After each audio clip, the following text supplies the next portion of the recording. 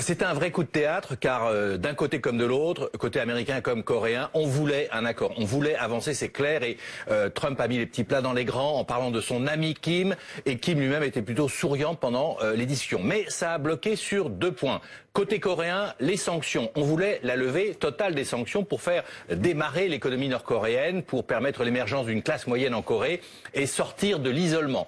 Côté américain, on disait pourquoi pas, mais à condition que vous fermiez vos installations nucléaires, les sites de tests de missiles, et que le programme nucléaire nord-coréen appartienne au passé. Eh bien, ça n'a pas été possible, car même s'il y avait cette volonté des 2 côtés, eh bien, Trump a considéré que les Coréens ne voulaient pas aller jusqu'au bout de la dénucléarisation. C'est ça l'enjeu. Et or, il y a un problème majeur, c'est que l'arme nucléaire, le fait de la posséder, est inscrit dans la constitution nord-coréenne. Donc il faudrait changer la constitution. Et ça, c'est un tabou pour le régime. On sait que l'arme nucléaire, c'est son assurance vie. Il n'était pas question d'y renoncer. Et donc, le jeune dirigeant nord-coréen a proposé de fermer un certain nombre de sites, de geler les essais nucléaires, mais pas assez, pas suffisamment pour Donald Trump, qui a dit, eh bien, effectivement, ça ne marche pas, donc je rentre à Washington. Alors c'est une surprise, et en même temps il faut savoir qu'au sein de la Maison-Blanche, il y avait des opposants à un accord, des durs entre guillemets, qui veulent faire avec la Corée comme avec l'Iran,